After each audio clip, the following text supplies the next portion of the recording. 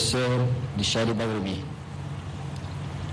Je suis fier et honoré d'être parmi les miens à Tchikina, au cœur de l'ancien royaume du Bagremi, bastion de nos traditions ancestrales et terre de brassage humain et culturel. Massénia qui boucle ainsi un périple intense en couleur et en émotion, cette capitale de l'Empire du Bagremi est aujourd'hui chef-lieu de la province du Chari Bagremi. Ces grands carrefours des peuples du centre et du sud de notre beau pays, où la diversité de cultures et la couleur du folklore sont un acquis de l'histoire millénaire de cette authentique province de notre pays.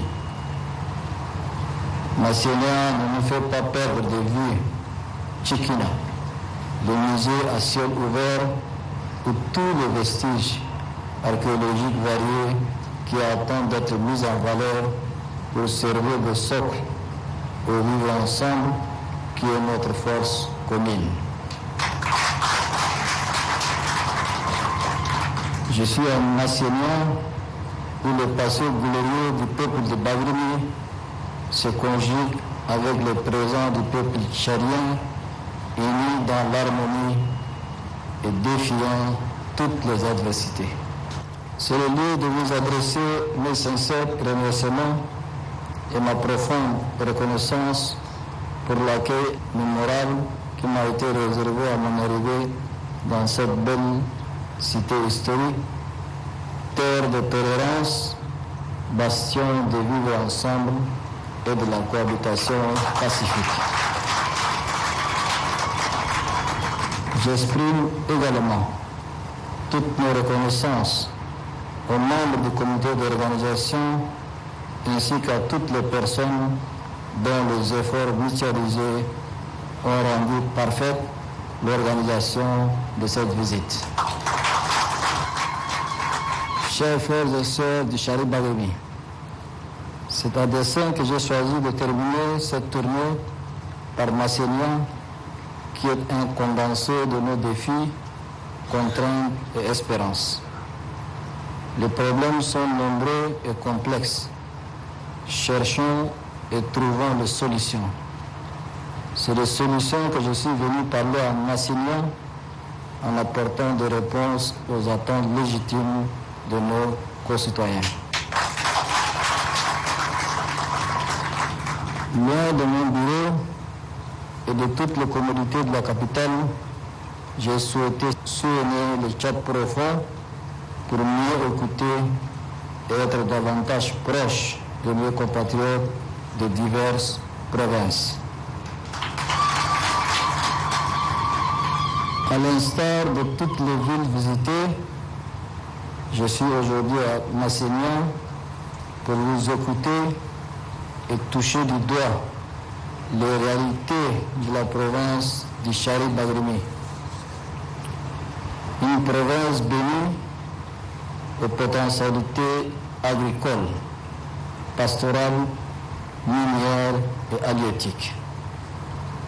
Votre province est en effet une terre bénie. Elle est bénie car elle produit une variété de céréales et de la gomme arabique. Elle est aussi bénie car elle exploite des quantités importantes de poissons, particulièrement à Lugun, Ghana.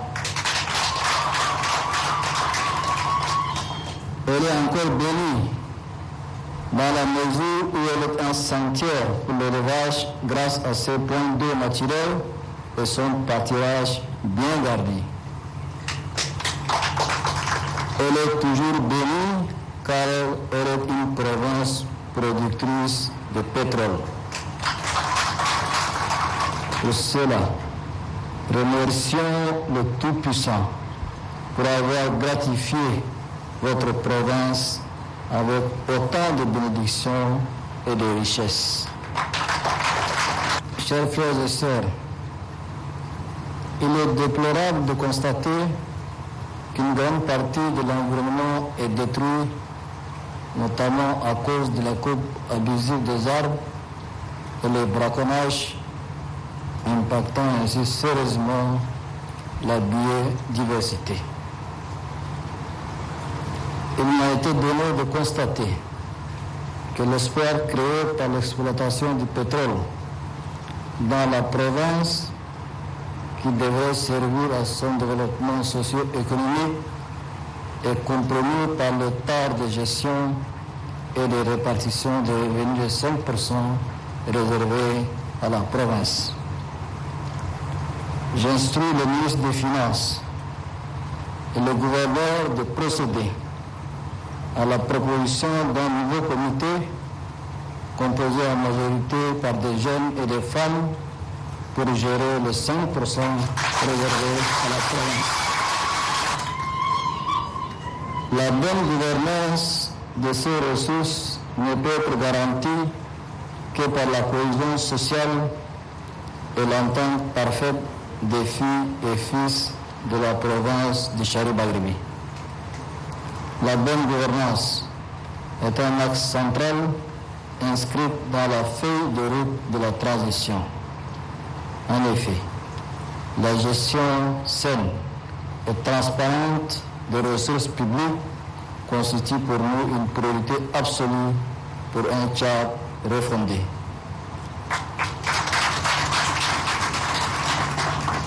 Dans le même cadre, la prévention et la gestion de conflits fonciers et intercommunautaires peuvent contribuer à une meilleure gouvernance. Autorités administratives, chefs traditionnels et responsables politiques, vous devez tous mesurer la responsabilité qui est la vôtre et jouer pleinement votre partition, tout en conservant le meilleur de nos traditions. Nous devons nous ouvrir à la modernité de notre siècle et accepter que les gens jouissent d'une parfaite liberté en adéquation avec nos principes démocratiques. Par ailleurs, la sécurité et la quiétude ne doivent pas être perdues de vue et nous mettrons tout en œuvre pour y veiller. Chers frères et sœurs, tous ces constats et orientations ne peuvent être réalisés que si certaines conditions d'accès aux services sociaux de base sont remplies. Je suis parfaitement conscient que le Chari-Bagrimi manque de structures scolaires, sanitaires, hydrauliques, pastorales et autres pouvant contribuer au développement de cette grande et dynamique province. Pour répondre à vos doléances énumérées par le gouverneur, il est prévu la réalisation des infrastructures ci-après. La construction de la route Durbali-Massignan, dont le marché de travaux est déjà approuvé. La relance des travaux de bitumage de la route Gassi-Durbali, entreprise depuis plusieurs années et dont je sais qu'elle vous tient à cœur. La construction et l'équipement de l'hôpital provincial de Massignan pour améliorer la prise en charge des patients.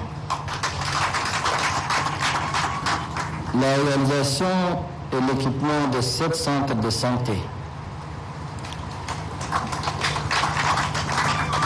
L'équipement en matériels médicaux de 81 structures sanitaires pour assurer la conservation des vaccins destinés à la protection des enfants de manière spécifique et celle de toute la population du Chari-Bagrimi de manière générale. La construction d'un collège d'enseignement général à Lignan et 3 écoles primaires dans le département de Bagrimi pour renforcer les structures d'accueil du primaire et du secondaire. La construction des bureaux et résidences des préfets du département de Diourbel, Bousso et Massénia pour améliorer les conditions de travail des autorités administratives locales. La construction d'un grand marché de bétail à Diourbel pour le développement du commerce du secteur. La construction de 15 parcs de vaccination, 3 unités vétérinaires, une pharmacie pastorale et un quai d'embarquement et de débarquement. L'aménagement d'une mare pastorale, le balayage de 100 km de couloirs de transhumance et aires de repos. Et enfin, la construction d'un central d'énergie solaire de 2 mégas en solaire et 5 mégas en batterie pour la ville de Massénia.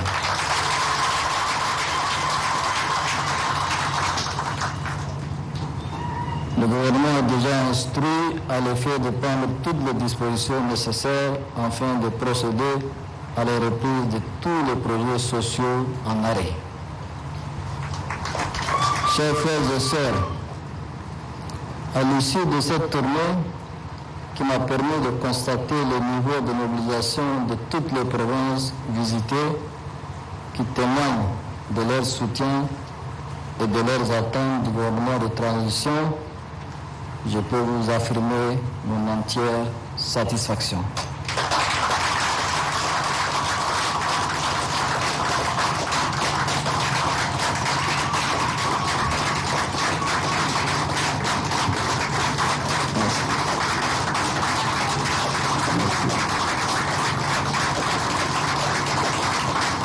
Merci.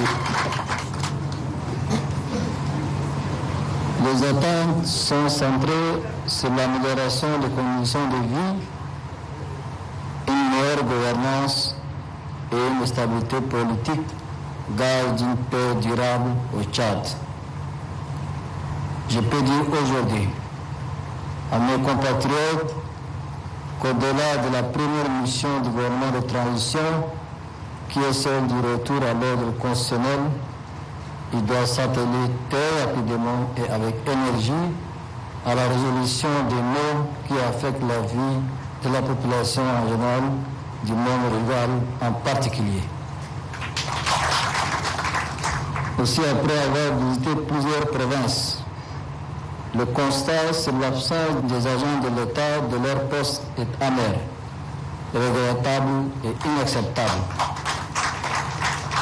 La province de Chari-Baïremi ne fait pas exception.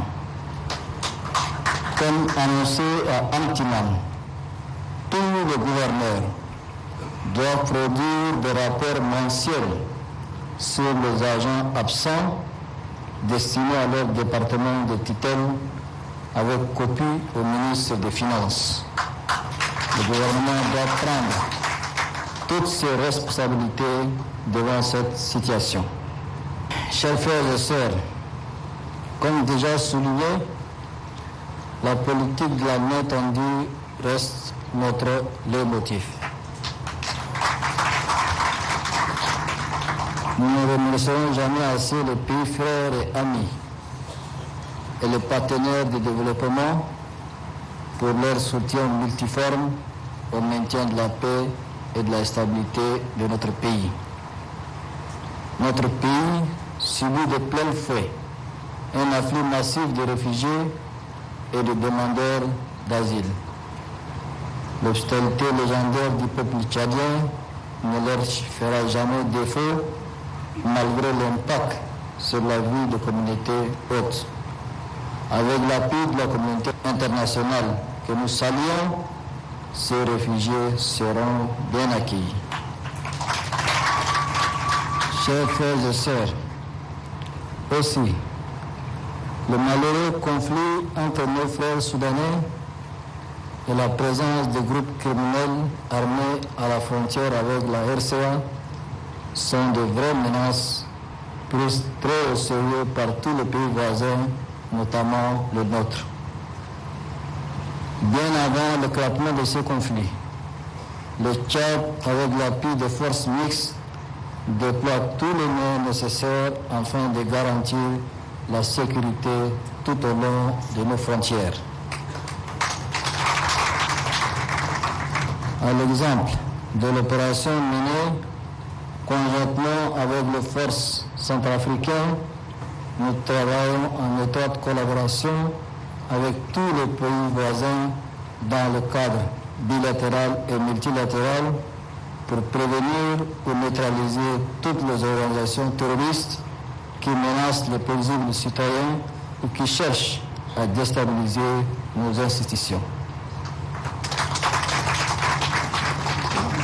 Je voudrais remercier très sincèrement le président centrafricain pour cette fructueuse coopération entre nos deux pays. Dans la même veine, j'instruis toutes les forces de défense et de sécurité à continuer à répondre à toute incursion, d'où qu'elle vienne et jusqu'au dernier attachement des bandits, pour mieux protéger nos populations qui doivent se sentir en sécurité.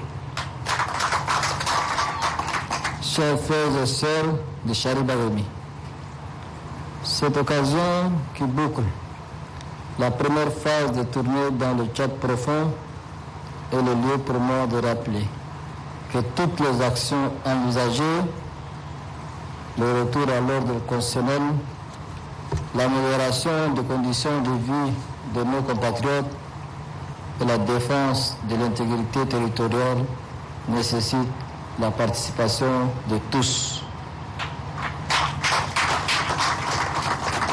Ainsi donc, la mobilisation des filles et fils du Tchad, mais aussi celle de nos partenaires au développement, bilatéraux et multilatéraux, qui ont été toujours à nos côtés, est plus que jamais nécessaire pour nous permettre de mener à bon port la transition et léguer un Tchad nouveau, doté d'institutions fortes, gage d'un développement durable et harmonieux. Avant de clore mon propos, je voudrais remercier vivement toutes les éminentes personnalités et les équipes techniques mobilisées dans le cadre de cette grande mission de travail et de contact de proximité, notamment les membres du gouvernement, les conseillers précurseurs et le haut cadre. Mes vifs remerciements s'adressent également à toutes les équipes mises à contribution pour la réussite de cette mission, notamment les équipes de sécurité, les équipes de logistique, les équipes de transport aérien et terrestre, les équipes de protocole d'État, les équipes médicales, les équipes de la presse. J'adresse enfin une mention spéciale à toutes les populations des provinces visitées sorties massivement pour nous accueillir avec ferveur et enthousiasme. Je salue vivement l'endurance de laborieuses populations de l'arrière-pays qui font face à de vrais défis de développement dans le silence et la dignité. Elles affrontent de dures conditions de vie dans la patience et l'espérance. Je tiens également à rassurer les uns et les autres que toutes les doléances recensées lors de cette tournée seront prises en compte par le gouvernement de transition. Des réponses à la hauteur des attentes de nos populations seront apportées dans les plus brefs délais pour soulager les souffrances endurées par nos compatriotes. Aussi, je voudrais vous annoncer que la seconde étape de la tournée sera faite très prochainement dans plusieurs provinces du sud de notre beau et cher pays. Que Dieu gratifie le Charibaroumi et l'ensemble du Tchad d'un hivernage fructueux. Que Dieu vous bénisse. Que Dieu bénisse le Tchad. Je vous remercie.